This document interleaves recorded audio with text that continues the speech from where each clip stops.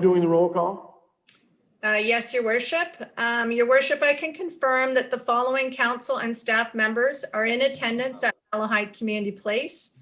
Mayor Mennell, Deputy Mayor Giguère, Councillor Moore, Councillor Lewis, Councillor Glinsky, the Director of Finance, Arundhati Mohili, the Director of Fire and Emergency Services, Brent Smith, as well as IT Manager Cecil Coxon. In addition, the following council and staff members are participating by video conference. Councillor Cerna, the Director of Physical Services, Matt Sweetland, and myself, the Chief Administrative Officer and Clerk, Michelle Casavecchia Summers. Thank you, Michelle. Next order of business is the declaration of peculiar interest and general nature thereof. Seeing none, we'll move into special business. This has arisen out of the fact that we are going to be having interviews for Jean's job in the very near future. And traditionally, it has been the mayor, the deputy mayor, and one member of council that has been on that committee. Mark has suggested that we might want to consider someone else that may want to be on the committee, or if no one is, I'm sure Mark will fill that position in. But he wanted it to put it out to the rest of council if someone else wanted to be on the committee. So I'll leave it up to the rest of council. Does anyone wish to be on the committee? Mr. Mayor. No hands are going up, Mark, so. Are you sure? Mr. Mayor. Yeah, Cerna, what? Yeah, I would suggest Chester Glinsky. He's probably done enough interviews in his days that he's probably pretty good at it still. So I don't know why Chester doesn't put his hand up. Well, Mark tried to twist it, but it didn't seem to work. So, Mark, are you willing to be on the committee? Okay. That's Rick wants it. Mover and seconder, the CAO entitled Director of Development Service Recruitment be received, and that Councillor Mark Widner be appointed to sit with the Deputy Mayor, Chief Administrative Officer, HR Coordinator to form the Recruitment Committee for the hiring of the new Director of Development Services. So mover and seconder for that. I'll move it. Moore and Cerna, all in favor? Carried. Yes. What's that? Yeah, I feel loved now.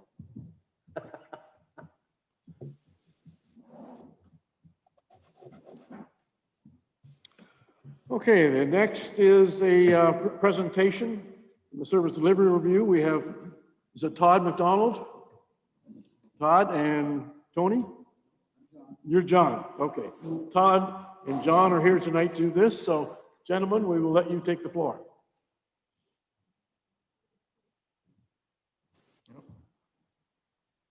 I am prohibited from screen sharing here. Just working over the bump here for a minute, Mr. Mayor. We'll just fire up the presentation. You need some help, ask Chester.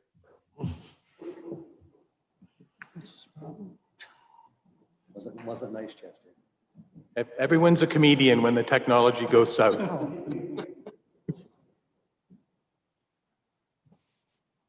Well, Mr. Mayor, while that's being worked out, let me say a couple of words of setting the scene here.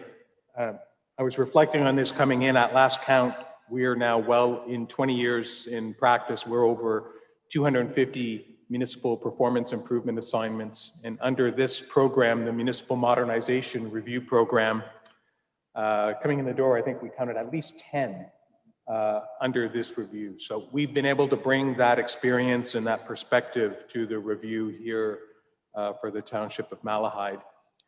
We've received outstanding support and cooperation from your staff team. We were pleased to engage members of council in consultations as well. And we're pleased to be here to talk about our findings this evening and answer any questions or provide clarifications to council. Let me see. Nope. Okay, what I'm going to do is, if I can ask, do council have access on their screens to the presentation at all? Yes, I believe. give it one more go here, and if not, I'll just speak to the sweet success.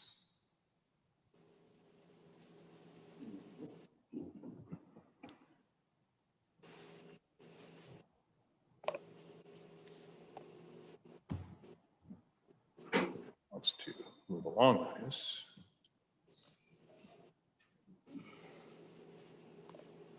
Okay. So let me set the scene here at the beginning.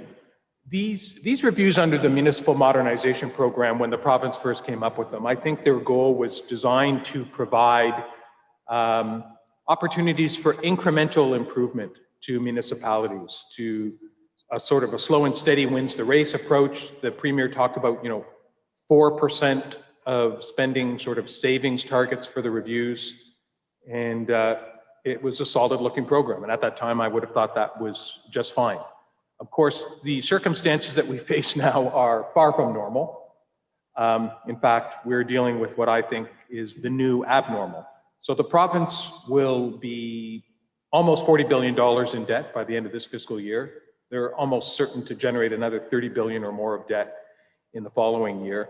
And we think that changes the whole sort of reference piece for these kinds of reviews. We think they have to get transformational, and we have to be looking for major opportunities to protect the fiscal integrity and sustainability of our municipal clients moving forward. So we switched from sort of small ball to looking for home runs, and we've found some of both in this review. I'd also note that in addition to sort of a newly indebted province that was already, struggling with high debt loads before COVID, we have the new requirements that municipalities across the province that we deal with are sort of gearing themselves up to deal with, which is the new asset management regulation. And some of our clients, frankly, are not ready for this and are struggling and have major capital cost exposure. The good news here is that is not the case. Your municipality has positioned itself ahead of the curve in terms of its preparedness for asset management. And that was really confirmed to us when we looked at the preparations in the asset report card that has been developed by the municipality. Now, there are still some decisions required around public works, yard configurations, and potentially around recreation facilities. And we have some thoughts on some of that in our report. But the good news is that the municipality is relatively well positioned on that question. Now, it's been a productive path, and we've gotten a lot of work done. We've developed an as-is profile of the services you deliver in the form of a service inventory that links your support functions to your forward-facing services that residents are familiar with. We have developed key performance indicators for your forward-facing services, which we think are critically important to both measure how you've done in the past and set performance targets moving forward in the future, and linking those measurable targets to your budget process. We think this work positions you well. We have had due regard for peer modernization best practices. Again, we've after 250 or so municipal performance reviews and 10 under this very program, we've been able to indicate or illustrate some interesting case studies similar to the kind of approaches that we're recommending here. We looked at service delivery, and we've also looked at organization design, and we have created an as-should-be organization design model for the municipality moving forward, because it deals with human resource questions. That appendix, that report has been included as a confidential appendix in line with the municipal policy around confidential human resource matters. We have built out an implementation roadmap for you, triaging our recommendations into do soon, do now, and do later. And at the end of our report, we have documented the efficiencies for reporting to the province. And those efficiencies fall into a few different categories.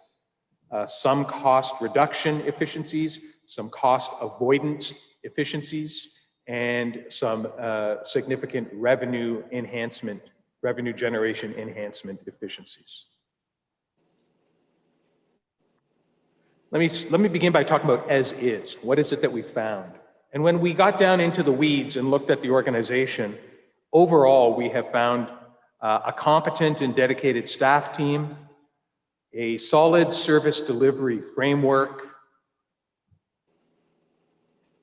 and are there incremental opportunities for improvement? Sure, there are some, but there were no low-hanging fruit efficiencies born of obvious inefficiencies in the way business is being done.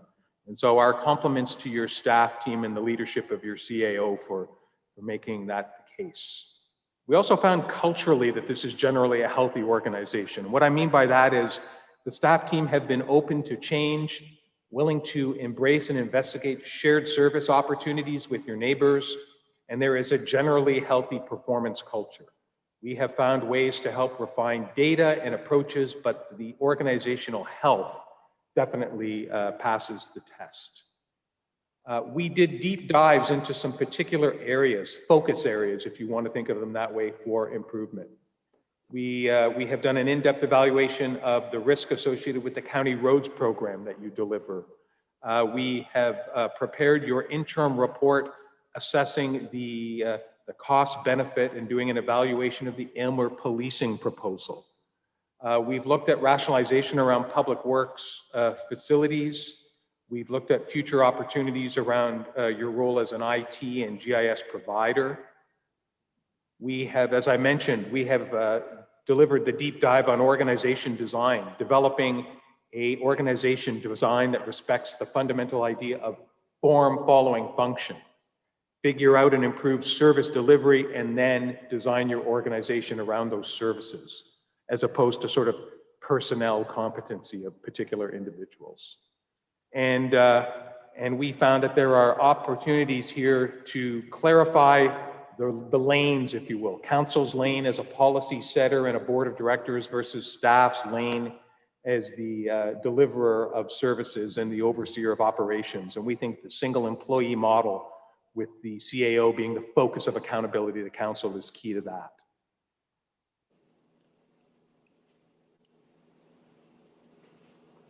Now, when we talked about key performance indicators, I want to take a moment here to make my point that council is very clearly the policy setter, the service level setter, and the focus of accountability for taxpayers and residents. In order to equip the organization to fulfill these key roles, we have developed key performance indicators. They are contained as an appendix in our report, and they are exhaustive across all of your forward-facing service areas. Many of them we've been successful in populating with real data, so you can see some performance trends. In other areas, the municipality is going to have to work on refining data to populate them moving forward. But the key here is you're going to be able to set targets. You're going to be able to set a cycle of plan, deliver, check, and act. And that is going to be the key to improvement moving forward, by being able to set measurable targets and hold your staff team to account in meeting them, so that you can use these indicators to look at actual results, compare them to target, and have an appropriate explanation of why there might be variances between those two realities. Now, that sounds like straightforward management 101. I can assure you that this is not in place across many, many municipalities in this province who do not do a very good job of measuring results and setting targets. And we think this work is going to equip you well moving forward to be able to do just that. And if there are taxpayers listening tonight, my message to them is these accountability tools are going to result in a council and an administrative team that are very serious about the value for money for taxpayers' dollars. Now we have just a quick illustrative example, because we believe using these kinds of tools of measuring results, the focus should be Malahide against Malahide over time, rather than engaging in this sort of hopeless quest of finding an apples to apples perfect municipal comparator where you can say, oh, we'll compare ourselves to municipality X. Those exercises generally don't bear fruit, but if you compare your own results to yourselves over time and drive progress that way by constantly setting better targets based on improving results, you'll be putting yourselves in a very good place. And as we said, there are data gaps to resolve. There are opportunities in our report to better use your technology toolkit to do so, and much of this is in the details of the report itself. The case studies I was talking about, we have case studies around first line of defense, shared service for fire. We have a case study around asset management, facilities consolidation, a lean processing, streamlining approach as a case study, and a borderless service delivery approach. These are all tools that we have considered in this review and are using a number of them, and more on that coming forward. But the key takeaway is Malahide is at the forefront of a group of municipalities that are trying to embrace transformation and are using these reviews as their sort of launch pad to modernize their operations and protect their financial sustainability in a world that has changed under our feet. Let me talk about some of those changes. Our changes that we've identified are sort of a blend of what we're calling game changers, the big fundamental transformational pieces. Think of those as the home runs, plus incremental pieces, the singles and the doubles, if you want to think of that baseball analogy, that sort of move us formula. And we think this is a winning formula in this blend. And so the focus on our as should be performance improvement opportunities are as follows. We've been able to make some recommendations about rationalizing the tiered medical response, the ambulance calls that your fire department engages in. We have been able to rationalize, we believe, and design some significant improvements to the road program where Malahide is absorbing a lot of risk associated with the development of that, with the delivery of that program, and we've come up with some risk mitigation strategies. Public work facilities consolidations. We have a whole series of cost avoidance and performance improvement options around the consolidation of two works facilities into a single modernized functional facility. We have a whole series of go-forward entrepreneurial kind of IT infrastructure improvement opportunities. We've developed a shared services model, beginning with recommended cooperation with BAM and capable of scaling up from there. We also have some shared services contract rationalization opportunities around solid waste management with Aylmer. And we have, in many ways, our sort of signature big transformational recommendation around residential development opportunities in the community of Springfield. So let's talk about a few of these, and where you see in italics in the presentation, these are sort of quick excerpts that we've pulled from the report itself, our detailed report. I think it's almost 100 pages long. We didn't want to torture you with the whole report as a walkthrough, but we've pulled excerpts where it makes sense. So around rationalizing tiered response, what this excerpt demonstrates is that when we dug into the data, that tiered medical response calls are attracting an average of 11 responding firefighters, and those firefighters get paid for assembly at the hall for each tiered medical response call. And given the reality that only 2 paramedics respond to each of these calls, our conclusion is it's difficult to justify continuing with the number of deployed paid firefighters. We would also note that there's an opportunity to right-size the number of these tiered medical response calls, the code for ambulance calls that you're responding to. And when we combine those two impacts, and we want to recognize that your chief had already demonstrated leadership in sort of rationalizing the number of calls that he was intending on responding to. But when we combine the impact of having fewer firefighters plus fewer calls, we were able to identify potential savings of between $20,000 and $25,000 annually, real cost reductions. And across 5 years, that total we're confident would exceed $100,000.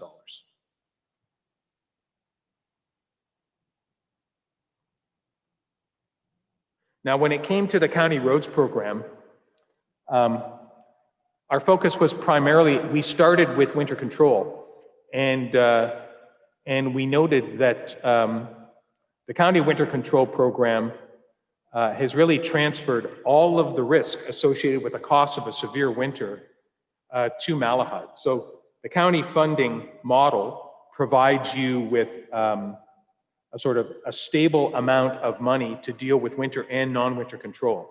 To the extent that you have a winter that is heavier than normal and gobbles up more than its share of the resources, that financial risk, when it comes time to then do the non-winter work, resides with Malahide. And what we're suggesting is that fundamental reform of the county road funding program is a requirement. I think it's also been acknowledged in the county's own service delivery review that a rethinking and restructuring of the roads partnership with its local municipalities is probably necessary. We support the county review in that regard, and we note the risk that you have been absorbing. And so what we're suggesting is that, in fact, the county should provide 2 distinct road transfer payments to the local municipalities, one for winter control and one for non-winter.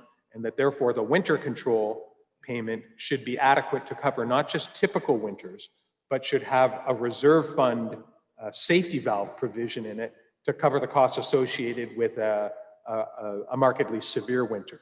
A winter where the events and the effort required were sort of 5% more than typical.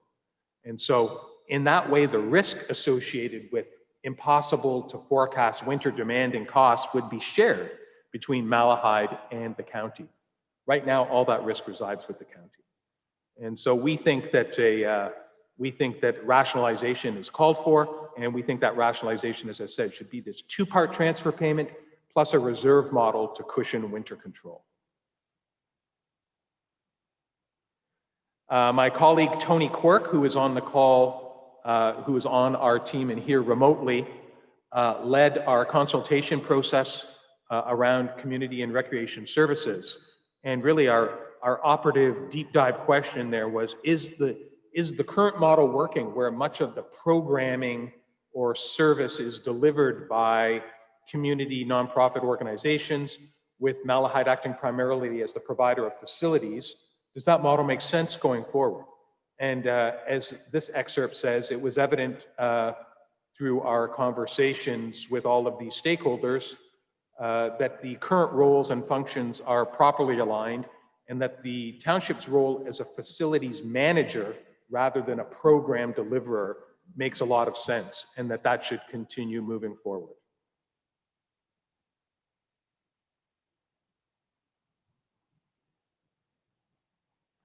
I'm gonna vacate the hot seat here for a minute and let John Pernot, who is our sort of facilities consolidation guru, speak about the work that was done around Public Works.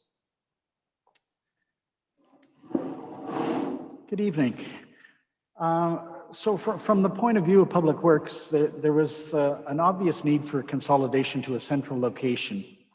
And when we looked at this, we realized there were significant cost avoidance savings. We had 2 locations versus 1 under the asset management legislation that's pending. So we looked at not only locations, but we also looked at exploring alternative construction types and processes to mitigate these costs. And if you look at the type of facility that you need, if you relocate or close those 2 sites and relocate to another site, you're looking at about 25,000 square feet of combined works facility and salt and sand storage. If you look at the normal construction costs that are in the Altus guidelines for municipal construction for this year, they estimate about $260 a square foot for that type of construction. If you use conventional construction, what we're seeing a lot and what we're finding very beneficial in our work is fiber membrane construction. So for those of you that are on farms, you've seen this sort of similar type of building. These are a little bit more sophisticated than that in that they're fully insulated, so they have an R30 insulation value, so they're good for winter control. They shed snow. In fact, the facilities, the histories that some of these facilities have, they're being used in the Arctic. They're very structurally sound. They're hurricane, I won't say proof, but I can tell you that after Hurricane Katrina, in one community in Louisiana, one of the fiber membrane buildings was the only building left standing in the whole community. So it gives you a sort of an idea of how strong those buildings are. And they come with a 25-year structural warranty and a 50-year structural warranty and a 25-year membrane warranty. So they've got some longevity to them. They're also relocatable. So if you decide 10 years from now that there's something that needs to be moved, these buildings can be relocated. So it's a really nice building that way. The beauty of the building beyond that is cost. Generally with full interior fit out, concrete floors, all those sorts of things that you need, you bring the cost to about $100 a square foot on the workyards part of the building, so the garage and the office space. So it's just over a third. It's about 40% of the cost of conventional construction. So when you look at that whole 25,000 square foot structure, you're looking at a cost of about $2 million, which is a 70% saving over the conventional construction. When you look at the combination of cost of doing the garage side and the salt and sand storage side of the facility. We've given a couple of photos there that are just descriptors of existing works yards. There's all sorts of different variations and different types of overhead doors. This one actually has a pivoting door, but there are all sorts of other models out there. And Todd, I think we're back to you. I would just mention that the excellent work that John has done around this facility consolidation was one of the outstanding issues to be resolved in your asset management report card, the resolution of these issues. So we think what we've come up with is an affordable sort of asset management solution. And it's important to bear in mind, I mean, someone might say, well, why not just continue to limp on as we have? The asset management regulation will require by 2023 that we have a plan for the timely replacement of all of our assets based on their life cycles. And so there's no longer an opportunity to sort of kick the can down the road when it comes to asset replacement and rehabilitation. And so we think we've come up with a viable and affordable solution that's millions of dollars less than what a conventional approach would require. And in speaking to staff, we knew that, and these are documented in our report, the functional problems with a couple of the existing sites. So we're particularly pleased about this piece of work, and we're really excited across all our reviews about the potential to avoid costs of these fiber membrane buildings. If Tony Quirk were in the room, I would be inviting him to speak to this next slide, because it was Tony's good work behind this. But I think what I'll do is I'll just sort of power through the slide, and then Tony is available to answer questions. The point here, I think, is that around the recommendation is Council should explore further the opportunity to create a business plan and look at additional funding opportunities for enhanced Wi-Fi based service across the municipality, high-speed mesh-based Wi-Fi service. And we think this is an interesting economic development opportunity, and Tony has included in the report a well-crafted explanation of what this proposal, what the details of this proposal would look like. And in fact, is noting there's recent sort of all sorts of grant-based funding opportunities to explore this further. Around police services, you're well aware of the fact, Council, because we've provided you with a briefing already about the piece of work we were asked to do midway through the review. We were asked to take a look, a value for money sort of cost benefit look at the Aylmer Police Services proposal for policing Malahide. And I think it's important that we just reiterate again what that was and what that wasn't. It was a value for money evaluation of the proposal itself. Looking at the details of the proposal, we were able to summon additional information to assess the cost benefit of that proposal. It was, and it's also important to understand what it was not. It was not a detailed operational review of the capabilities of the Aylmer Police Department. So our interim report made it clear that we think that there are significant cost avoidance and cost containment benefits associated with the proposal that we were provided with to evaluate.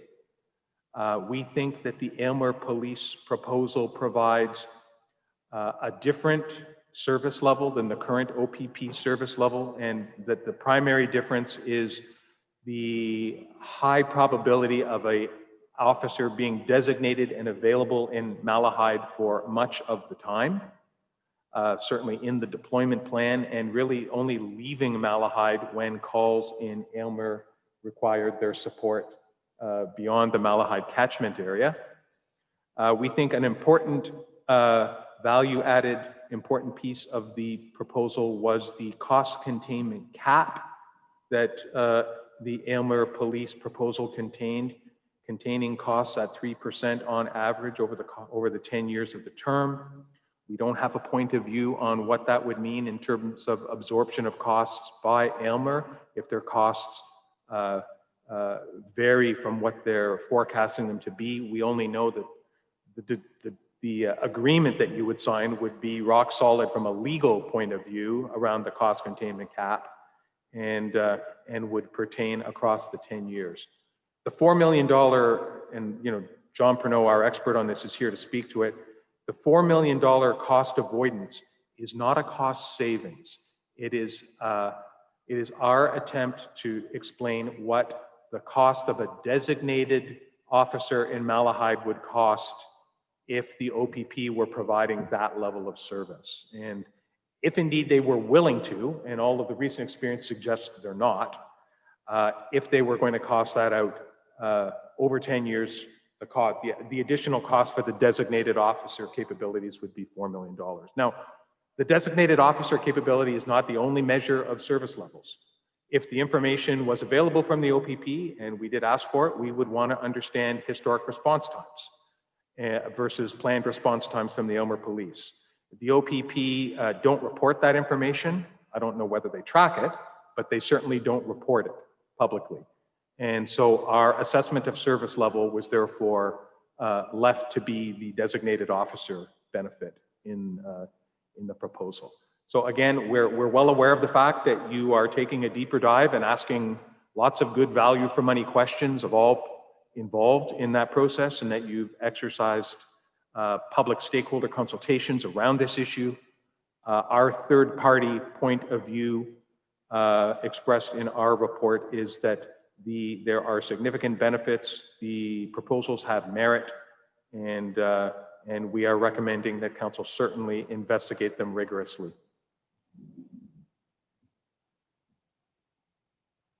Now, around shared services, and this is classic economies of scale, right? Economics 101. Can we find municipal partners to share the costs of positions, to share the costs of technology, fixed costs? Can we find partners to rationalize contracts, to get bigger, to get better pricing? And the answer to all of those in this case was yes. So we have been able to confer with your neighbors around service sharing. And in particular with BAM, we've developed a couple of specific scenarios that are worthy of careful consideration and potentially implementation. One around the development approvals model, sharing building and planning staff and consulting resources, perhaps a shared committee of adjustment, building out those coverage capabilities back and forth, sharing the cost of some common staff around building an area that it's particularly difficult to attract qualified and credentialed staff. And in general, we think that the BAM model, and there are particulars to be worked out, operational particulars, we think that that's a promising shared service opportunity that should be brought to BAM for detailed consideration. And, obviously we were in discussion with staff from that municipality in bringing this forward, and they are certainly committed to taking a serious look at it. Fire first line of defense. We also believe this is a promising model.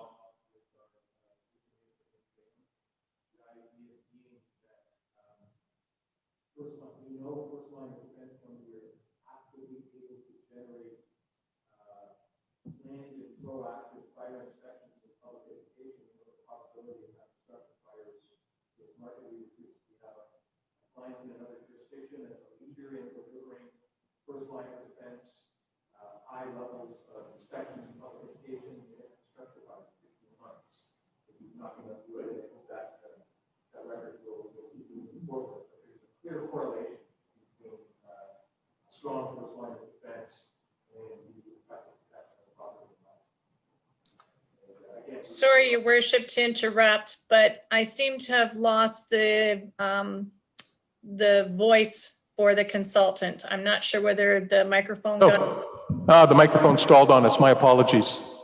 Is that better again? I think the microphone got tired of listening to me. Yes, thank you. So first line of defense, we think there's a clear cost benefit there in merging resources and developing a Malahide-Bayham proactive model of inspections and public education that in any event is going to soon be required by the fire marshal anyway, and that providing coverage and shared resources together makes a lot of sense in that regard. Around solid waste management, we know that the provider, your current provider, will be discontinuing that service later on in 2021. The same provider sources the curbside collection as well with Aylmer. We certainly understand that the urban design in Aylmer versus the design of routes here in Malahide are different, but the same pool of resources could be used in a common contracting process to deliver a made in Aylmer solution, a made in Malahide solution, but using a common pool of vehicles. And that common pool we have assessed would be smaller than the two individual pools of vehicles otherwise would be to deliver the classic week by week contract. And so we have recommended, and I think staff are proceeding with, a coordinated contracting process with Aylmer to replace the current provider. And then finally, we've suggested that shared services need a propulsion system to keep moving forward and keep considering new possibilities and to implement the details of those that we've recommended. And so we are recommending a shared services technical working group be struck for East Elgin. And we think that is the forum for dealing with detailed implementation. Which brings us to Springfield. We've got a detailed business case. So let's be clear. We are not the originators of the idea of providing residential development in Springfield, but we have leaned into this idea that has been around for quite some time, and we have leveraged the work already done, the excellent work already done by Watson in their development charge background study. We've done further analysis that demonstrates that a first phase build out of the available residential units using existing lagoon wastewater capacity plus new servicing put in place for water would generate somewhere between $470,000, let's call it $500,000, and $600,000 in net property tax revenues annually over the period of 10 years. So even after you debentured the costs associated with putting the water infrastructure in place, there would be a large, sizable, multi-million-dollar over 10 years net revenue increase for the municipality. This is clearly tied into our recommendation for a new Director of Development Services to spearhead this initiative and would be a major change initiative, one of those home runs of transformation. The only vulnerability that Malahide really has in its future is the current inability to grow your assessment base.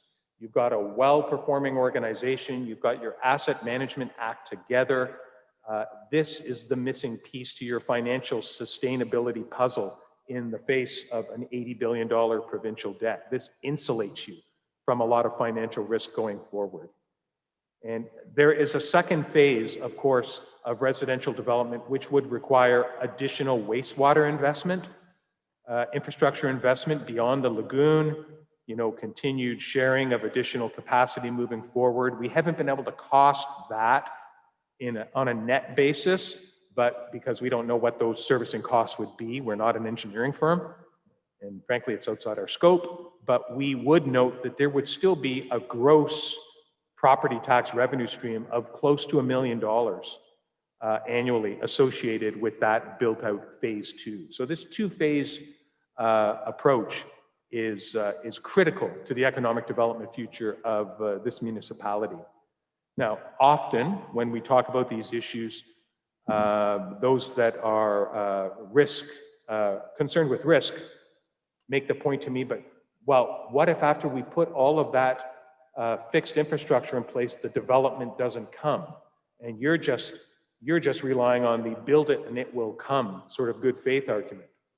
My response to that would be that growth-oriented municipalities across this province for decades have internalized or managed the build it and they will come risk, and they have done it successfully. I would argue that there's far more risk in not generating the revenue of this development than there is in proceeding. And in any event, there's certainly the opportunity to consider front-ending agreements to transfer some of this risk to developers at the upfront when it comes to servicing. So this is really our signature game-changing efficiency, and it's a revenue generation efficiency.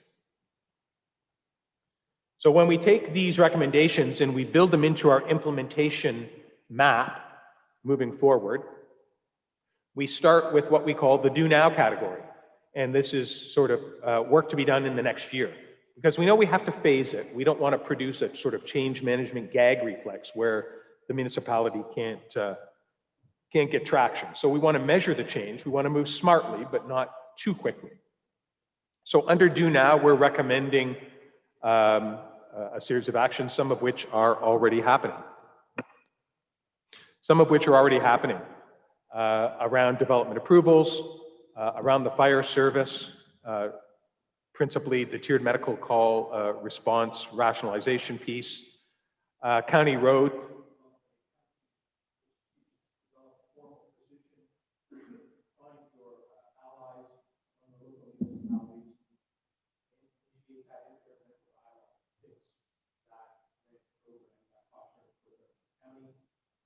Solid waste management, put your heads down and move forward and work hard with Amber on the contracting work that we've already started.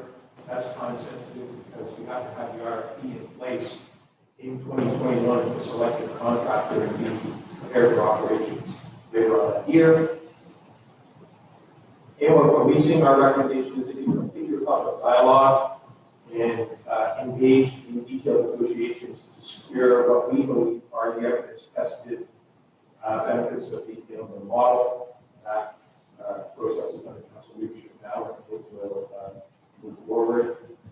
If that is the direction we choose to go in, there will be an opportunity to provide those to the OPP and then to initiate the detailed operational planning and collaboration with the police. Sorry, Your Worship, to interrupt again. I think there's an issue with the microphone again. Yeah, not sure what's happening there. My apologies. Under do now, we continue to get the Springfield initiative underway. And what is required between our concept plan and analysis and, commencing with the work is to develop a 3-year business plan with the detailed cash flow and the revenue analysis, to initiate any zoning changes that are required, and to engage in dialogue with developers, many of whom I know have historically in the area indicated interest in these lands, and begin that process. There'll be more on this in the do soon next phase. In terms of public works facilities rationalization, we're saying secure the location, again, do the detailed relocation business plan and functional design, and do that sort of costing due diligence piece, that detailed preparation. We're recommending progress on the key performance indicators by initiating a work plan to address some of your underlying sort of technical data collection issues and setting a timeline to develop those initial performance targets and reporting for 2022, so that in the fall of 2021, you'd be in a position to start using these indicators to set targets for your 2022 budget. And then finally, we're recommending on the organization design side, a third-party compensation review to improve the ability to attract and retain the technically competent staff in a competitive labor market that are going to be required to generate the change we're talking about. I fully understand that is actually a recommendation that's unusual from the rest. We're actually asking you to probably spend new money coming out the far end of that review. Our rationale is it would be a shame to be penny wise and pound foolish. If we can attract the right staff, we can generate far larger efficiencies by executing the rest of the change plan. Under due soon, again, we have a whole range of a continuation of the projects that we discussed under due now. And so we would move you further down the road on the development approvals process. The shared service model, the county roads model would be all about evaluating the newly designed transfer system. Solid waste management, again, we would deliver, or we would recommend that you deliver sort of ongoing oversight of your new contracted model. When it comes to the Springfield work, we would recommend that you would execute the business plan, securing the consulting and staffing capacity required to sort of make servicing happen. So that would be the beginning of sort of the servicing of those lands in a phased plan. Preparing a shovel-ready new public works consolidated facility project in the second year, this due soon category. And again, ongoing work around performance indicators. And what we're recommending, one of our features in all of our reviews is that we recommend our clients initiate a progress, a sort of a third-party review on implementation progress. Sometimes the third party can help unclog, any hardening of the arteries when it comes to sort of driving the change forward. One of the points John is reminding me is that for some of the shovel-ready sort of capital recommendations we're making around public works facilities and so forth, we expect that we would be in a position where the federal and provincial governments, we believe, will launch some sort of post-COVID infrastructure plan. And so there would be an opportunity to further reduce the costs of any of the capital-intensive recommendations in this report by participating in that plan with shovel-ready designed projects that are ready to go in order to secure 2/3 funding from the federal and provincial levels of government. So we think that some of these capital improvements could come at a discounted price if we're able to successfully navigate our way into that kind of a program.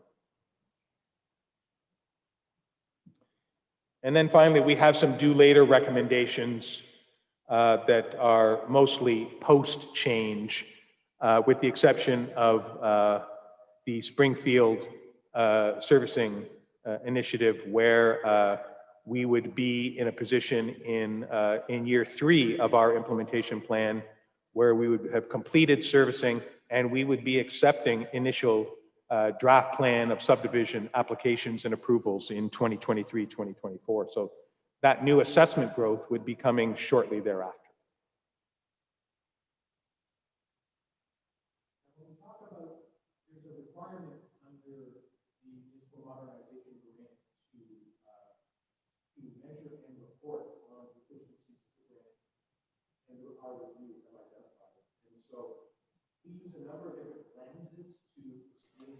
Sorry, Your Worship, if we can check the mic again. Efficiencies can take the form of actual cost reductions, real sort of traditional notions of savings. And we have a few of those that we've identified for low to moderate amounts of money. There are cost avoidance efficiencies as well, often associated with asset consolidation, facilities consolidation. And then there are revenue generation efficiencies. And so many of our improvements fall within differing lenses. And so certainly for a shared development approvals model, we think there would be a small notional savings associated with about a quarter of the former director/CBO's work that was attributed and accounted for in the building accounts. So that position, when it's consolidated into a development services director, would no longer be making that demand on the building budget. But more importantly than that, it's a bit of a notional savings, is improved coverage and service sharing with BAM, so that the two CBO resources that would be in the shared service model can free up and cover for each other. We'd have improved continuity of service, and we'd also be able to free up council capacity if we had a shared committee of adjustment. Common sense tells me that you are busy people with lots of issues to look into. And if some of you were freed up from a common committee of adjustment, you'd be able to deploy your leadership into other areas and other issues of concern. Now, when it comes to fire services and the rationalization of medical calls, as I said, we believe there is an estimated $100,000 traditional expenditure reduction savings across 4 or 5 years associated with our recommendations. Excuse me. We also think there's improved public safety via first line of defense with BAM.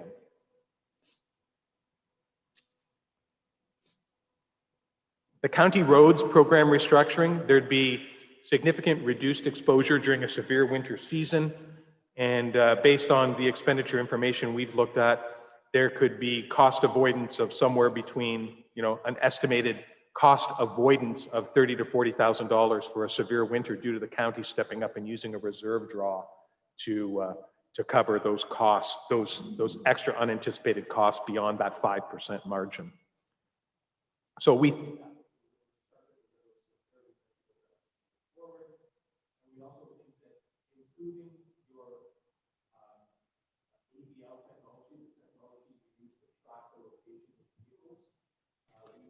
The microphone again, Your Worship. we would be able to improve the ability to do a proper cost accounting of actual county winter control costs.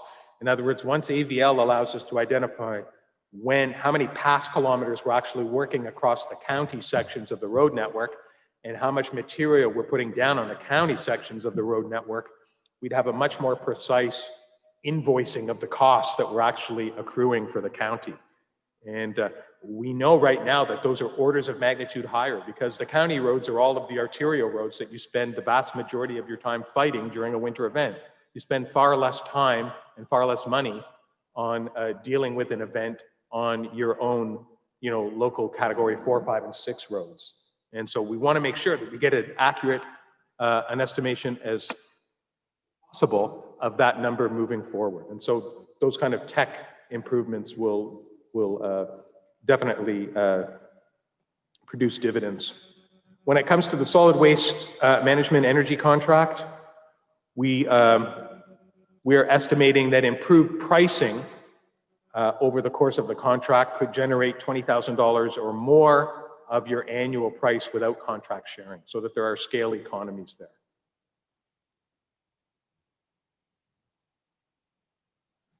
As we said, Aylmer Policing, I want to make it clear here that the $4 million cost avoidance, I want to make it clear what that is.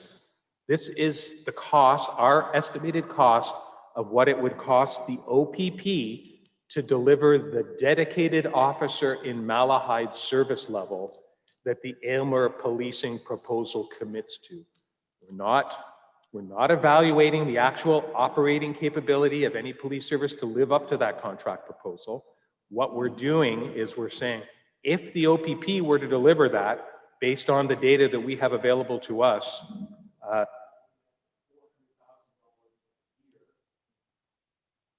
to $400,000 a year to staff that and deliver that. And so therefore, this is an approximation of a value that you're achieving at approximately the same price.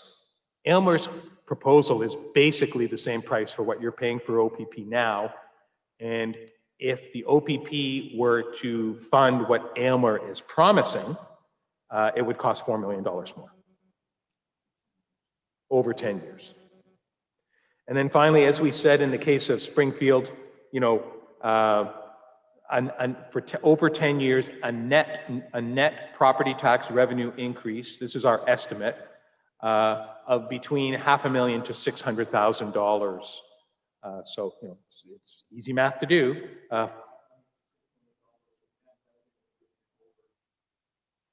Over the 10 years. This mic is not my friend. So we think that is a game changer, and it's the major efficiency on the revenue enhancement side of the ledger. Certainly, when it comes to facilities consolidation, this is a significant cost avoidance. The asset management legislation says we're going to have to move forward with this facility rationalization at some point in the next number of years. And if you do it using our membrane-driven solution at the square footage cost that we recommended, or that we've researched,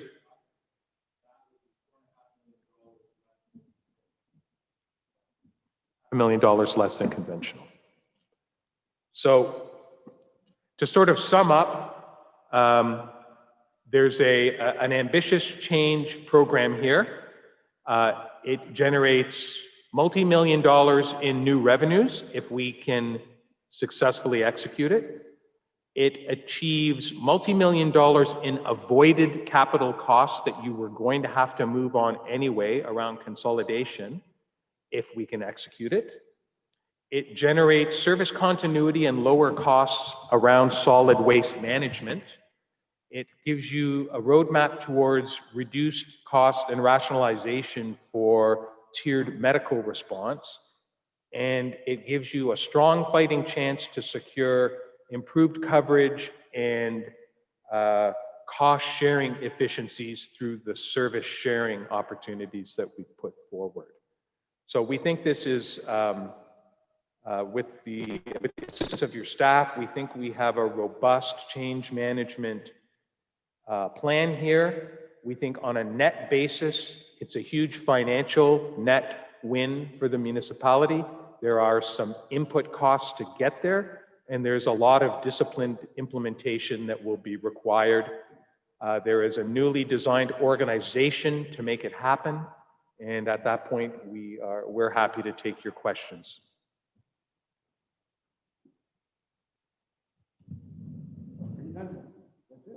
Okay, well. Mercifully, we're done. Bob and John, and I don't know if Tony's online, but I want to thank you for your very in-depth report. There's going to be a lot of questions. One I have. Sorry, Your Worship, your microphone isn't working either. Thank you. In regard to bringing water to Springfield, I agree with the concept. I think it's probably the right way to go. Have you done the numbers crunching at where it is feasible and where it's not if we don't get the other 2/3 funding from the provincial and feds? Oh, yes. So, Yep, you're on. through you, Mr. Mayor, the net revenue projection of between $500,000 and $600,000 is not dependent on federal provincial funding. So what we did was we simply took the debenture cost of the $290,000 per year, the servicing cost of the debenture from the Watson background study for the DCs, that $15 million price tag for the water servicing. We debentured it at 3% a year, which is sort of the Ontario infrastructure sort of interest rate number that's available right now. We came up with the $290,000 payment, the annual payment stream, and then we make no assumptions. So it gets nothing but better. Oh, The numbers get nothing but better if we're able to manage the infrastructure program, because then the costs, you'd only have to retire 1/3 of the debenture costs. And we'd also note that those debenture costs are going to go down anyway, because as you start to secure development charges when you start issuing building permits, those development charges that are payable at that time will be used to retire the growth-related portion of the debt that was used to do the water financing in the first place. So our numbers are very conservative, and I didn't want to overstate the benefits, but in understating them in this way, there's a high probability of those kinds of numbers materializing or better. okay, good. Thank you. Thank you for that. Questions for these gentlemen? I don't have a question, Mr. Mayor. I have a few Go ahead, Rick. comments. Yeah, thank you, sir. Through you, Mr. Mayor, they talk about the level of service with the police. And somebody correct me if I'm wrong, but when we had both the Elmer Police Chief and the acting supervisor, of the OPP, at a meeting, I think Butler said that they do have a dedicated person in Malahide 24/7. So like when I'm listening to the presentation, they're saying, oh, Elmer's going to do so much better, and you're going to have a dedicated patrolman in Malahide 24/7, but we have that with the OPP. Do we not? John, you're going to respond to that? Yeah. Our understanding from the OPP is that they have 2 officers dedicated, as staffing allows, to the east end of Elgin County, which is Bayham and Malahide. Right. There's no guarantee that those officers are there at any time during the day. So they are used throughout the county. If there's nothing going on elsewhere, they can be here. But there's no guarantee that that individual is in Malahide or Bayham. That's the understanding that we have from both the OPP and Elmer Police. So Okay. if the OPP are busy All right. on any given day, those 2 officers that are sort of notionally assigned on the map to Malahide and Bayham are doing OPP policing work anywhere else in the county. If the dedicated resource in the Aylmer proposal is busy anywhere else, the only place they're busy is in Aylmer. And so the probability of them being pulled out of Malahide to go work in Aylmer is lower than the probability of the OPP officers assigned to Bayham and Malahide together from being pulled out to go work somewhere else. Now, we were not able to get operational data on how many, policing days those officers were proactively on patrol in Malahide or Bayham. I suspect the OPP don't know that, and it's not unreasonable that they don't know that. But in assessing the probabilities between the 2 deployment models, our point of view was there will be far more days where the designated resource from from Aylmer will be present in Malahide than is now the case. Okay. A follow-up. I just wondered, does the Elmer, does the town of Elmer know that they're going to have to absorb any cost overruns that might occur in Malahide? Answer that? I mean, they're guaranteeing a 3% increase, but if it's 4 or 5, Elmer has to pay the other 2. Are they aware of that? So our assumption is that the Elmer Chief of Police did not make a concrete offer with a 3% cost override cap in it, independently of informing his own municipality of that reality. A 3% cap on 10-year operating expenditures. There are virtually no municipalities in Ontario over the last 10 years whose average spending increase has been under 3%. And so if you can achieve budget certainty for your policing service at a 3% cost cap, our recommendation is you're getting an exceptional cost risk benefit in that contract. Now, if that police service is unable to manage a 3% cost increase overall in its operations, the proposal is very clear. They would have to eat everything beyond the 3%.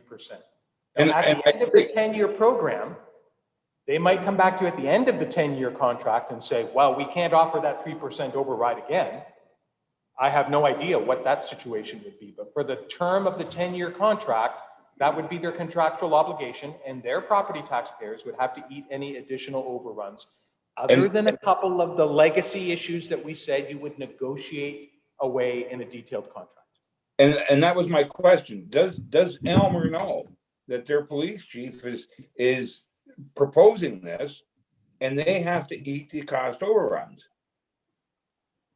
My common sense answer is I assume that from a career management point of view, The answer to that question is probably yes. Rick, I believe this was started out at the chief's recommendation that went to Police Services Board and then went to the town of Elmer. And all three of them have agreed to bring this proposal to Malahide. Okay, that's fine. The only other comments I have is when we talk about shared services, and I think I read in the paper where it was BAM staff that had suggested that we go ahead with shared services, but we need BAM council to dedicate or commit. I concur, Councillor, I agree completely with what you just said. And so my recommendation would be that the service sharing recommendations in our report, if council is supportive of them, would be shared and would initiate a dialogue between the two municipalities. So this is not a delivered sharing deal yet in areas such as development services or first line of defense. It is a proposal for the two municipalities to engage in together to work out the operational details and make sure that it delivers these benefits. So it's a concept plan right now that would need to go the next level of detail into being a real plan. And you're totally correct. Both councils would have to buy in. Okay, good. And the only other comment I have, if I may continue, is this public works facilities about moving forward and consolidating to one. Like, it's a good plan, but I don't think now is the time to go forward with it, because I think you said at the beginning of your proposal or your presentation that Ontario is going to be $40-some billion in debt. We already know that the federal government's $340 billion in debt.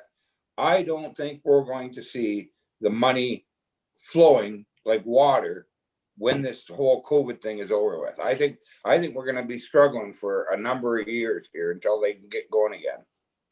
So two observations I would make, Councillor, in reaction to your statement. The first of which is it's not a certainty that there will be a federal, provincial, municipal post-COVID infrastructure plan. We're just basing that on the 20-year history of whenever we've had a severe economic setback in the last 20 years, those kinds of infrastructure plans have been developed and rolled out. I would also note, though, that independent of that federal provincial infrastructure plan, the Regulation 58817, which is the asset management law that the province has put in place, makes it clear that by 2023, we have to have an asset management plan that makes it clear what we're going to do with our facilities that have reached their end of life. And the functional assessment from staff was that these facilities have severe functional problems, and the facilities themselves are arguably at the end of their lifespan. So we're going to have to come up with a replacement plan, and we certainly didn't think it was responsible to say, well, we're going to replace them both. We thought that the cost containment strategy and the right operational strategy was to say, well, we're going to retire both of them, we're going to sell the land, and we're going to build a new facility. And in fact, we're going to use this fiber membrane approach to build a facility at the fraction of the cost of a conventional bricks and mortar facility. And that there's low risk in doing that because these fiber membrane solutions have earned their stripes now across North America, and they're becoming useful more and more often. And we're recommending them in all our reviews for satellite fire bases, for building roofs on top of, or for building facilities around outside swimming pools or outside skating rinks. I mean, it's a viable and proven technology now. So whether or not the federal and provincial government can find the money, to sort of promote a stimulus program for infrastructure, you guys are going to have to take this bull by the horns, these 2 yards and facilities, and do something with them. So we think having shovel-ready programs and design ready quickly in anticipation of that infrastructure program makes a lot of sense. So if the feds pull the trigger on that, here's our program, here's our project. I agree with that, but I can't see spending the that kind of money now, but that's all. And the only other thing is, I was watching YouTube the other day and I see where Trudeau, gave some casino $200 million. So maybe there is money there that we don't know about. So we will see. Thank you, sir. Thank you, Rick. Any other questions from council for these gentlemen? Mark? Your mic, Mark. On now? Yep. Okay. Listening to your policing costing here, I mean, that's great. We have some figures. But from Elmer, all we've got is promises. With the OPP, we can actually see what is delivered. I mean, your costing doesn't really take that into account. I was down to the unfortunate drowning the other day, and I saw what the OPP could bring in. There was over 10 cruisers, ATVs, helicopters, and boats. How would Elmer have handled that one, and what costs would there have been? Yeah, if they charged it out. Because I just think the time clock's gonna get punched one of these days, and they're gonna start charging us for this. Well, and we have a couple of police chiefs that we work with on a number of our projects, and they're both adamant that the only time you'll see the helicopters and the water rescue team and all those things at once is when you're bidding, when they're bidding on a contract, and then they're few and far between beyond that. But that's neither here nor there. What we would say to you is they have a contract with with Elmer to provide service in the event of an extreme emergency, something that overwhelms the Elmer Police Service. That's the same that they have across the province. If there's a major emergency that requires more services than the municipality can provide, they have contracts to provide that service. So, that's part of their provincial policing mandate. That's got nothing to do with their municipal policing agreements that they have with separate municipalities, like your Elgin agreement. It's a totally separate, agreement in place. So they would come to support Malahide in the same way that they would come to support Aylmer right now. Yeah. Because they have service agreements that say on those disaster calls, we're going to be there. Whether it's a large, complex, multi-vehicle fatality kind of an accident or some other terrible crime that I won't even imagine trying to describe. The point is the cavalry will come. And because the OPP come now across Ontario to all municipal police services. And we would continue in Malahide to receive that benefit. It was alluded to the other night, there's a level of service that has to be done by the local group. And otherwise, after that, like the OPP would step in and do it. But it was alluded to, there may be charges coming down the road because of cuts in funding, so. I think that's a fair question for the Aylmer chief, which is what is the surge capacity that you have in Aylmer now, chief, when it comes to these sort of disaster type calls? And I think his answer to you will be the same as it was to us, which was like every other municipal police force in the province, we would call for the cavalry, the OPP, and they would come. So if that service is going to be withdrawn because of fiscal austerity, I would suggest to you that'll be a province-wide problem. It just won't be a made in Aylmer and Malahide problem. Thank you. Any other questions? Tony? Thank you, Mr. Mayor. Yes, so a couple of follow-ups. And I don't know if this one's for you or for staff. Just wanted to go back to the AVL technology. Yep. So the AVL technology, which we've just purchased, I'm going to say maybe a year ago, I was trying to understand, are we not using it to its full? Have we just not deployed it? Because I went back to the report, the staff report from 2019 when we agreed to that contract, and it sounded like we bought the best with all the bells and whistles and all the data. It was supposed to provide all the data. So I'm trying to understand if we need to when you use the word upgrade, do we need more or do we just need to use it better? I'll provide part one from the consulting team's point of view, and then I'll defer to staff. Sorry, your worship, the mic isn't working. It's working, I'm just not speaking into it. That's really helpful, I know. To all you online people, good to see you. So a two-part answer. So here's part one. We asked the questions of staff when we were looking at the county the county roads risk piece. And we were saying, well, how much of your relative effort every year do you spend on the county's arterial roads, higher speed limits, you know, economic thoroughfares? You must be spending a lot of your response time on those roads, you know, category 2 and 3 roads according to the province's system, versus your own, which are sort of 4, 5s, and 6s. And they're local roads, and you can delay the response on those. They're not as strategically important. And, you know, so they were able to provide us with some estimates. But the tricky part here is that all of their winter control routes include pieces of 4, 5s, and 6s, and 2s and 3s. We don't create ridiculous, silly routes just based on who owns the roads. We create routes based on how the roads connect to each other. And so it was, and I said, so do we understand those costs because we understand how many past kilometers we're spending on everybody's road sections as we go about doing our work, because we have all the road sections identified and our AVL tells us where we are. And there was certainly strong agreement that's where we want to get to, but there was an acknowledgement that that's not where we're at.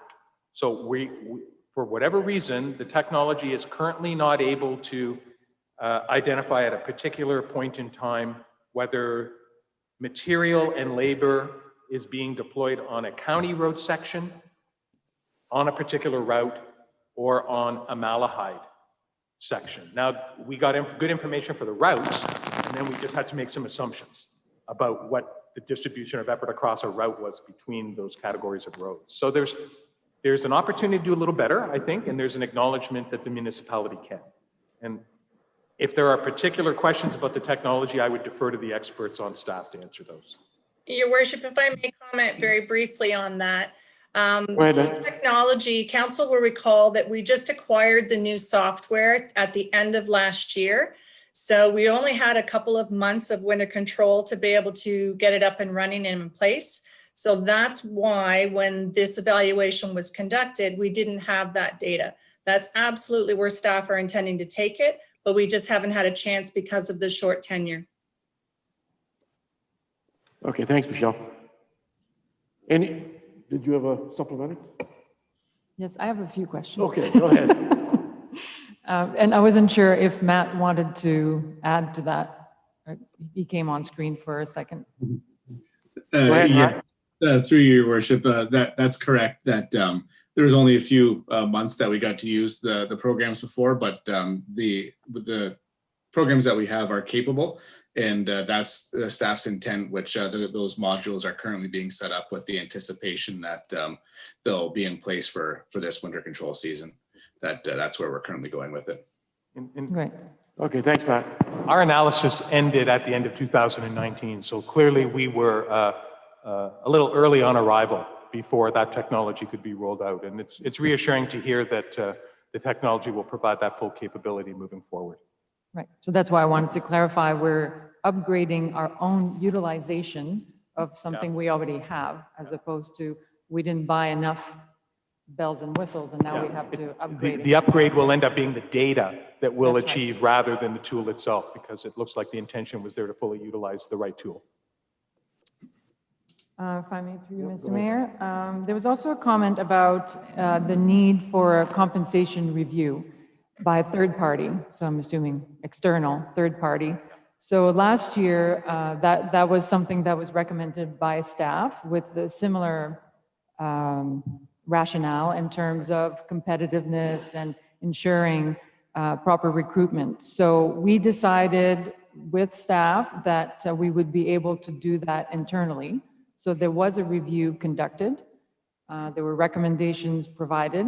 Those are sitting on the table right now because we were awaiting the results of this review to then see if that coincided. So I wanted to clarify, so are you saying that what we conducted internally is not sufficient? We need something more? We need another study? I'm not sure if you were aware that we had done that. And the other piece is that the issue of recruitment, like competitiveness, and we're going to face challenges in recruitment, which we have been recruiting at the senior level for the past year or so, and so far we have not had challenges. And I understand even for the development director. We have good candidates. We didn't use a search firm. So I'm trying to reconcile those two pieces. Why do we need another, why are you recommending another one? And are those issues of recruitment challenges real? Because we're not feeling them. So let's start with what we haven't done. We certainly haven't delved in detail into the internal analysis of compensation that the organization may have executed.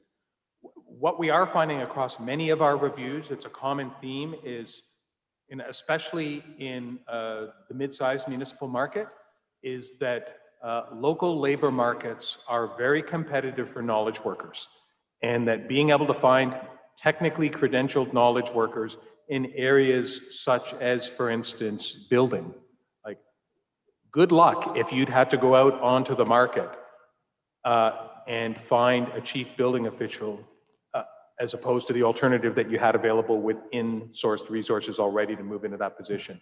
It's almost impossible to find experienced, credentialed municipal engineering staff, municipal building officials, and frankly, change leaders at the executive level are also difficult to obtain.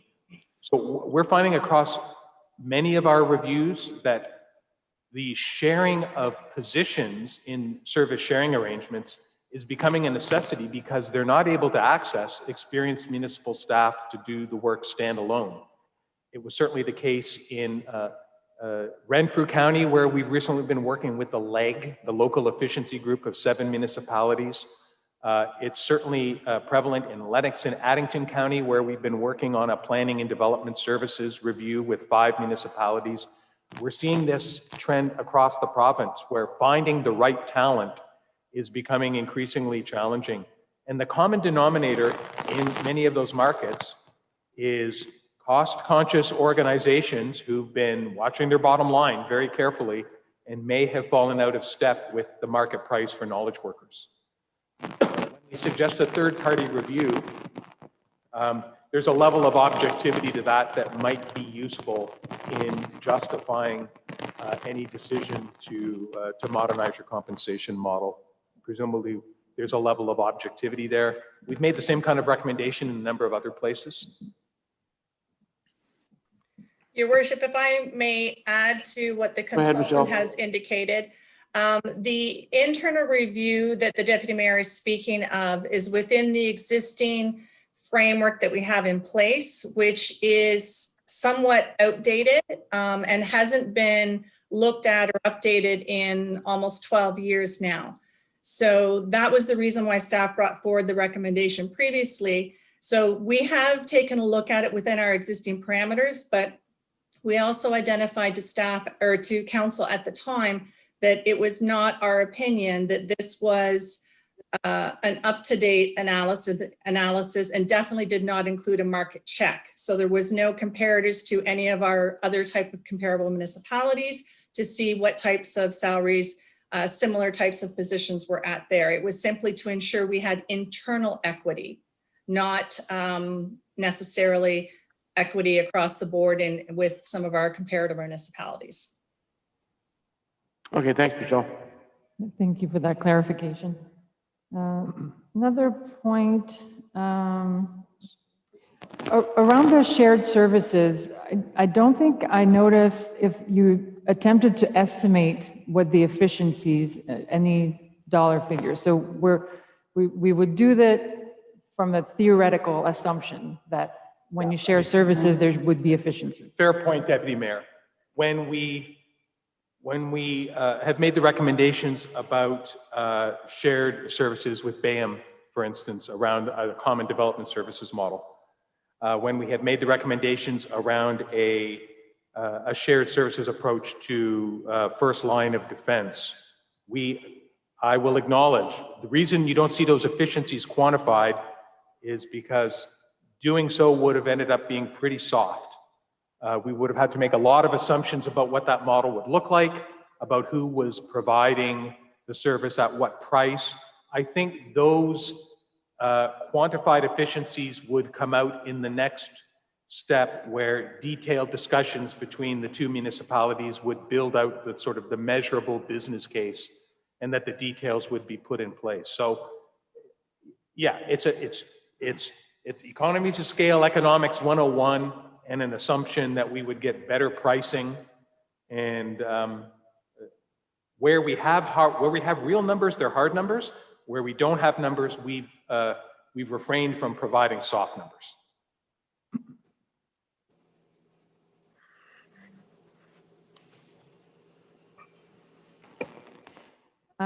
So with my hat of, picturing myself at the corner at the corner store, meeting with a constituent and explaining all this.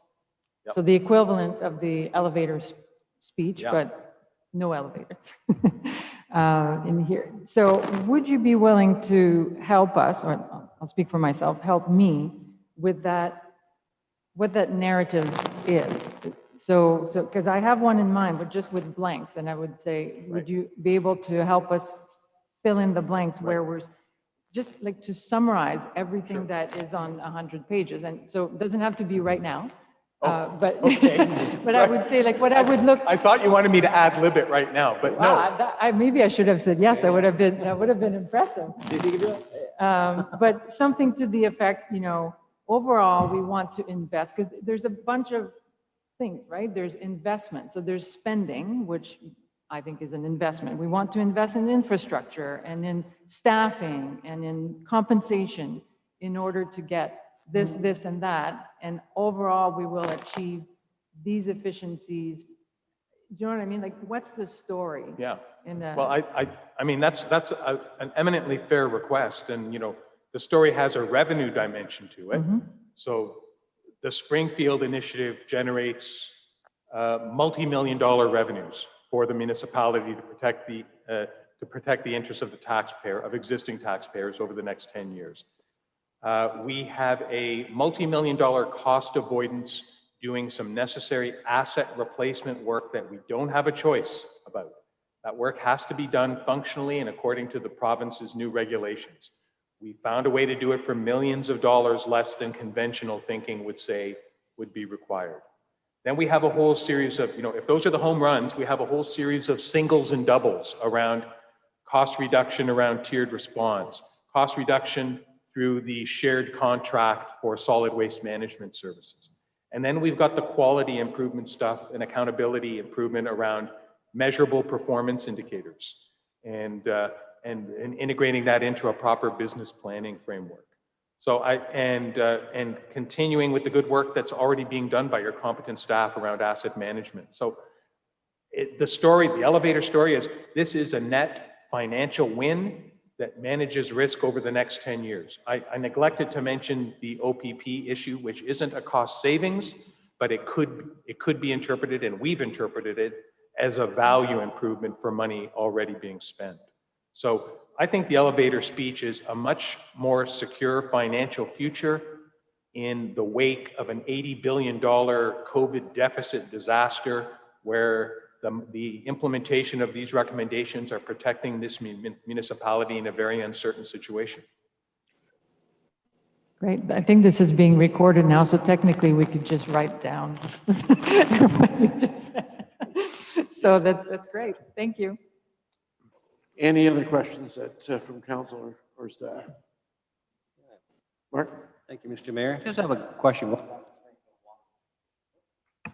Sorry. Going back to the Springfield water line, $15 million if we don't get any funding. So first 5 years, I heard the $290,000 debenture payment, but obviously the payment's got to be a lot bigger than that every year. What are we going to have to come up with for the first?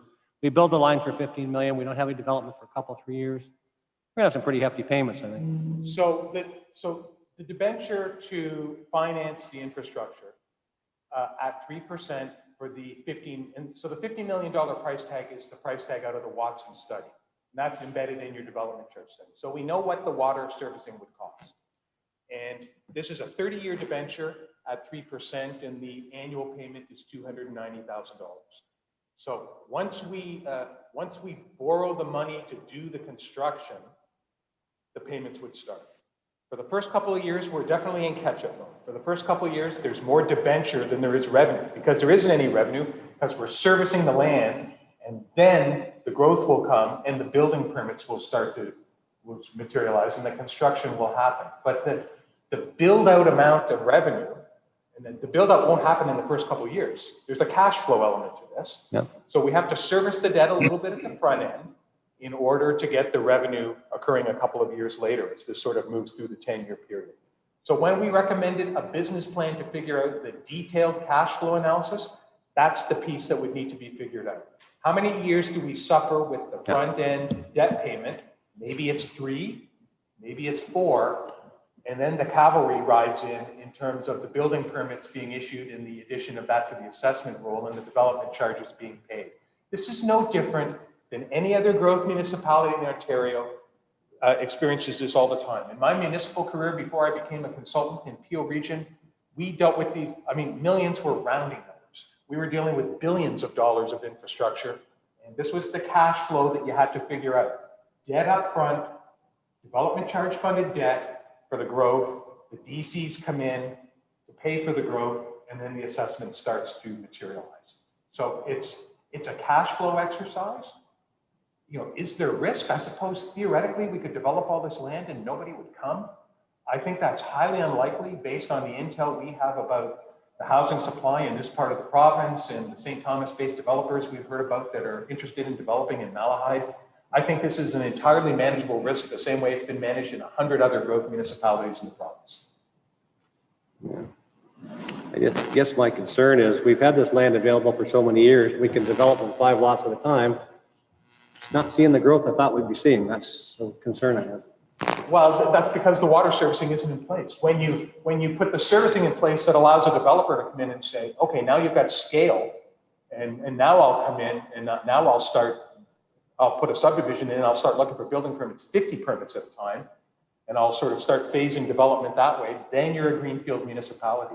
Capacity has been what's missing. And when that water capacity is in place, you're going to secure the interests of classic higher scale developers.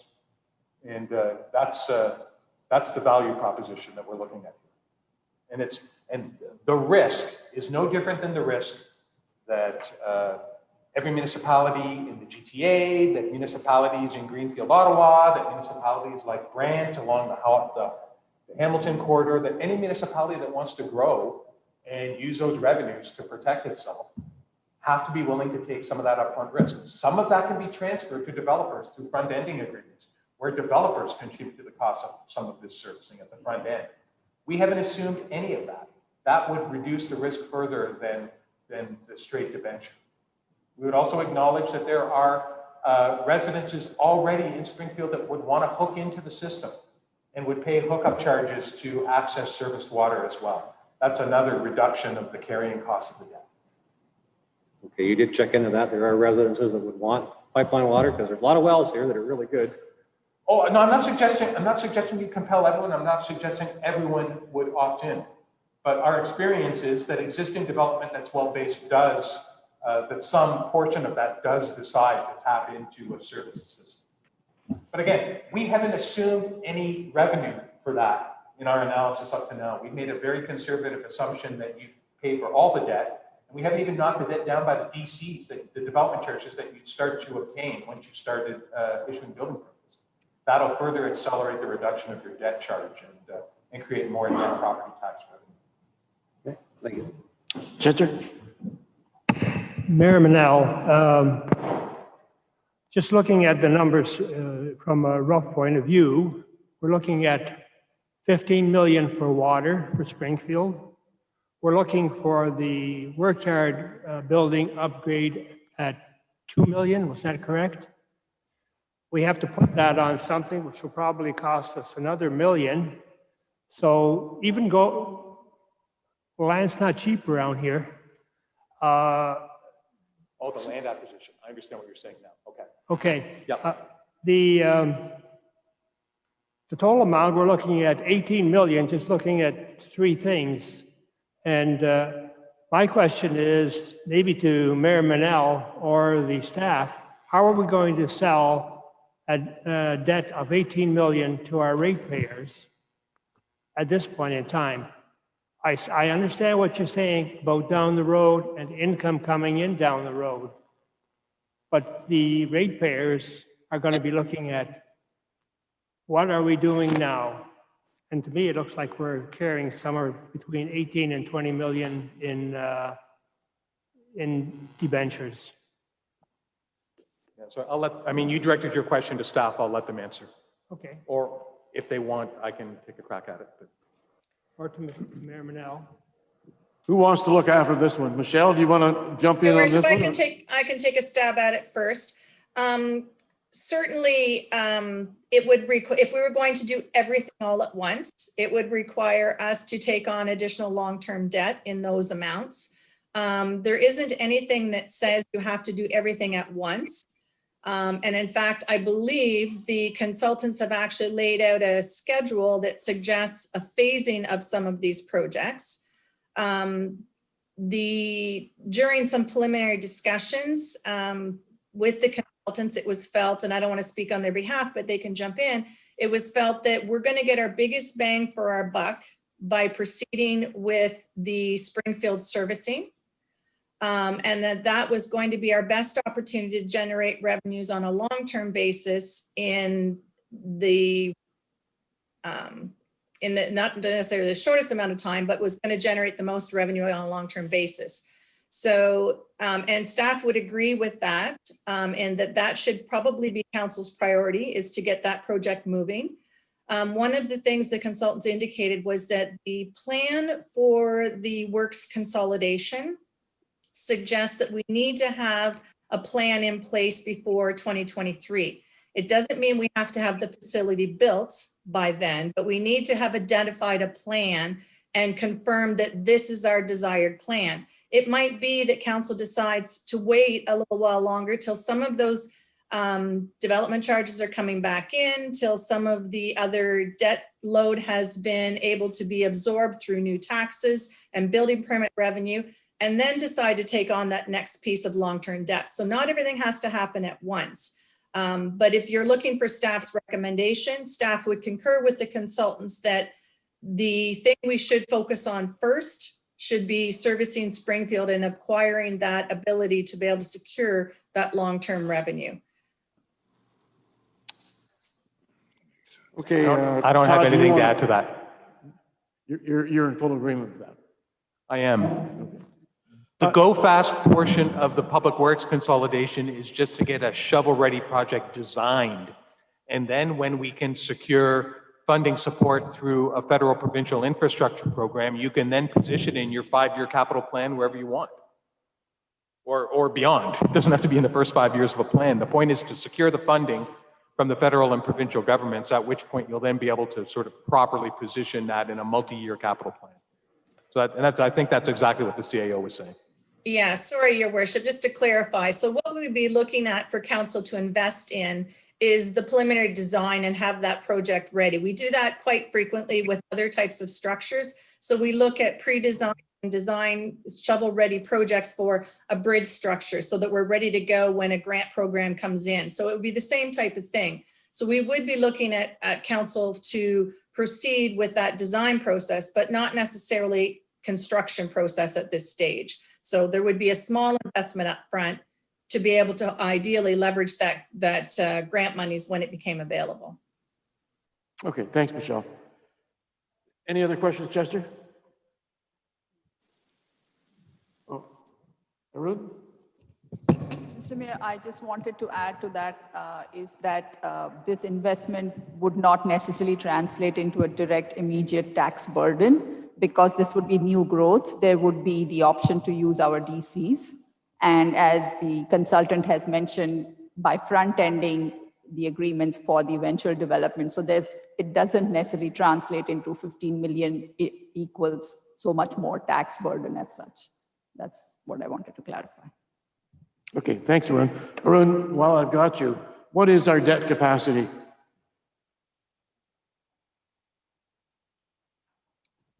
I'm sorry, Mr. Mayor, can you clarify what you're looking for? Did you ask me or? Yes. Yeah. What is our debt capacity going forward? So Obviously- we right now, we have adequate debt capacity. I cannot at the top of my head tell you a number, but there is, because the only borrowing we currently have is for the peer rehab program. So beyond that, we definitely have adequate capacity right now. Okay, thank you, Arun. Any other questions from anyone? Dominique? Thank you, Mr. Mayor. Yeah, it's nice to hear from staff, and that made me think, we're talking about like retention of staff and staying competitive, and we're talking about modernizing Malahide. And so I was curious to hear from staff, like how exciting is this vision and proposal? And I'm assuming, because you were involved, so I'm assuming this reflects your input. And is this the kind of, and I'm putting you all on the spot, but is this the kind of, say, yes, I love what is being proposed here, it's exciting, I want to continue to work here and be part of this vision? On a scale of 1 to 10. Excitement. I'll maybe jump in. I'll let the other department heads speak for their particular areas, but I can tell you that I was extremely pleased with the recommendations in the final report. Some of them, as has been indicated, weren't necessarily new ideas, but they've been fleshed out to the point where we have a much better foundation to start to make decisions on.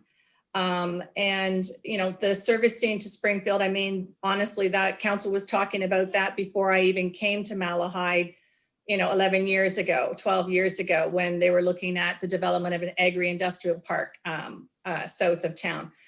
So this is not new, but it's been something that we have been striving towards. However, the capacity of staff, we didn't have the capability to be able to do an in-depth analysis up until this point.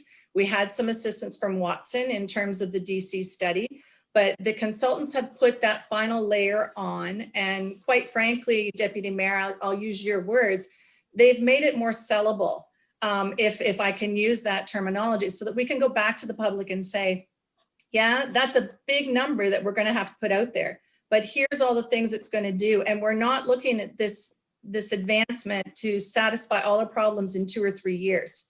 This is a 10-year plan. And this is something that if we'd started 10 years ago and had been successful in some of that funding, we probably wouldn't be in some of the situations that we're going to be facing over the next few years with potential cuts in provincial funding and federal funding. So staff are certainly very excited about the recommendations that have come forward. Again, the policing recommendation, for example, that was something that council had contemplated a number of years ago.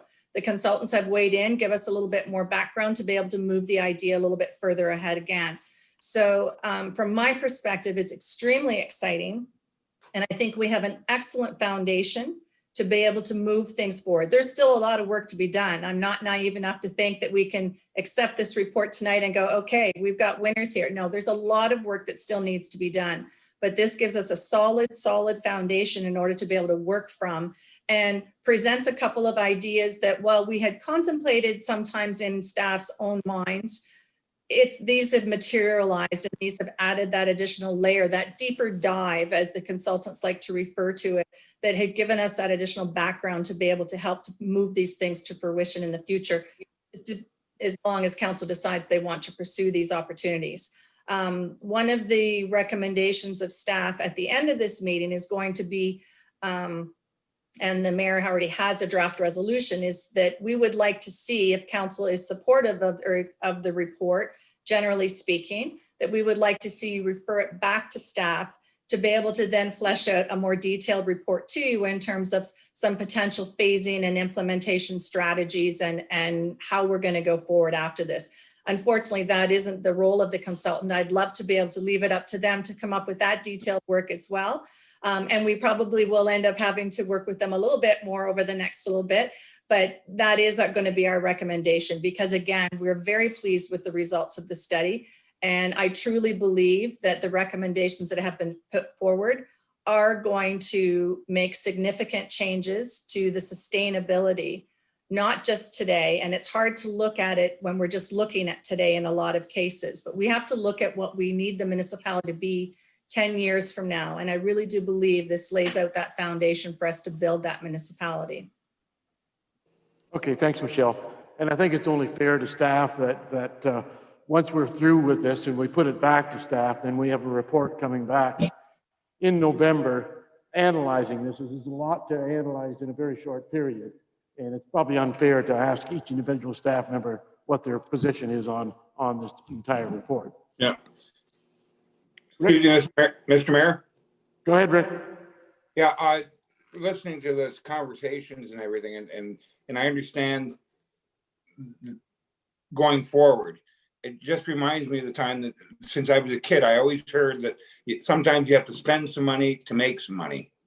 And I think that's how we have to look at this, that we have to spend a little bit of money now, so in the long term, Malahide is financially sustainable. So that's the old saying. So I think it's going to hold true now. Okay, thanks, Rick. Any other questions? Chester? Mayor Manel, when we were talking about Springfield before, we had land lined up. We were shovel ready. We had an environmental assessment done at that time. Does anyone know if that environmental assessment is still valid, or we have to spend that money again to get that assessment in place? Michelle or Matt? Your worship, through you, we will definitely have to do some significant work on that. It will form a basis, but again, because we're not looking at an agri-industrial park necessarily, but we're looking at potentially residential development, which wasn't contemplated in the previous study, there will need to be an updated environmental assessment completed. And again, that's one of the components that is going to have to be done up front, that council will have to spend some money on to be able to get that ready so that you can move to those next steps. Okay, John. Anything else from council or staff? Mark? Mark? We've had some history over the past 20 years, and Dave, you've been on long enough too. Years ago, there was a lot of grants available. So we built a fire hall in Springfield, we built one in Lyons, we built this hall here, and we're involved with the complex. Like all that fast, and they never forgot it, and they still remember it to this day. So there's got to be some, acceptance from the community. I don't know if it would be there to go real big, real fast, but they're the ones that put us in place to answer these questions. So. I've been around a little while too. God bless Bill Davis. I remember that. That guy. I know. And the guy that built half the province with grants. And I would reflect on the fact that we're in a boatload of trouble with $80 billion of debt in a post-COVID economy, and our municipal clients are at risk across the province, at risk to a new federal provincial funding relationship, at risk with economic uncertainty. And if there are steps that we can take, let's call them go big steps, to protect the environmental, the economic, and the community's sustainability by looking at some big initiatives like developing a growth-related revenue stream to protect the municipality in uncertain times. It's big, but I think that that's a message that the community will understand, especially when the full business case is developed and they see the benefits in terms of property tax growth that protects them from unsustainable property tax impacts on their own property. Seems to me the worst situation is to be in a financially uncertain position with no ability to expand your assessment base. And so this residential assessment ad is sort of the best bet you have. I mean, and I've got to think that when subdivision-based development comes forward, residential development, there will be commercial development that will come with it if we see the ongoing regular approach that we see elsewhere. And that commercial development will have a different tax rate associated with it and will generate additional revenues. There's an economic multiplier here, and I think it's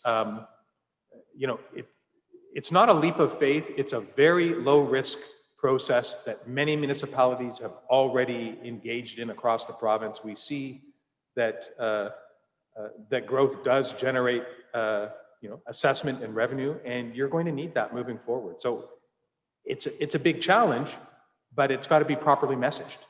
And I hope if residents are watching tonight, this is your play. This is the play that the municipality has available to it to protect existing taxpayers. Yes, that's a good idea. And anybody listening can surely put their input in, because, I mean, at the time, these buildings, I believe we only paid a third of them. At the time, it was a good deal, but it didn't sell well. So just a bit of history, so you remember that yourself. Anything else from staff or council? Okay, gentlemen, thank you so much for coming tonight. And I don't know if Tony's on the line, but thank you, Tony, for listening in if you're there. Yeah. Thanks, Tony. And it's been an honor to work for the municipality. And we stand ready to help as required moving forward. And we've enjoyed the engagement very much. Okay. Thank you, gentlemen. Thank you, Mr. Mayor. So for tonight's report, the next step is this has to be sent to Municipal Affairs, and we're also going to ask staff to analyze it and come back with a report in November. So I need a mover and seconder.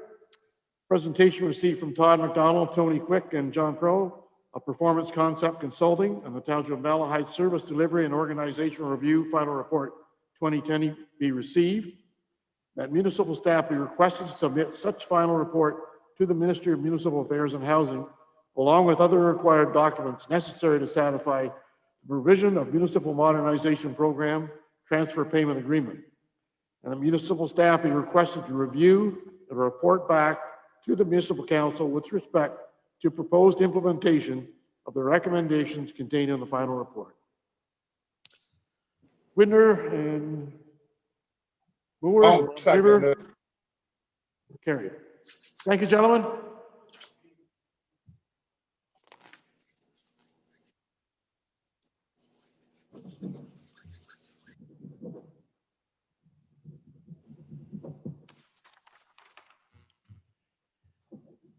Now, we have one item for close, so I need a mover and seconder of the council moving the closed session at 8:50. Pursuant to section 239-2 of the Municipal Act 2001 as amended, to discuss a personnel matter about an identifiable individual, including municipal employees, relating to the Township of Malahide organization review. I'll move that.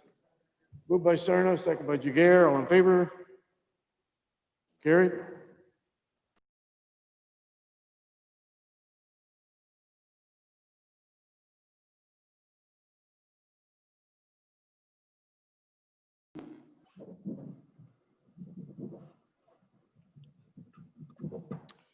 And also a mover and second on the council will adjourn a special meeting at 9:14. Linsky and Widner, all in favor? Carried. Thank you, everyone, for attending. It's going to make a very interesting budget meeting. Yeah. Thank you, Your Worship. You will see some of these items show up in the budget documents. There'll be some that you won't see because they're going to take some more time for us staff to be able to flesh out. And they may be presented a little bit later in the process because, again, we didn't see the recommendations from the consultants either until very recently. So some of them are going to be a little bit easier to include in the draft budget. Some of them are going to be a little tougher, but. Okay, thanks, Michelle.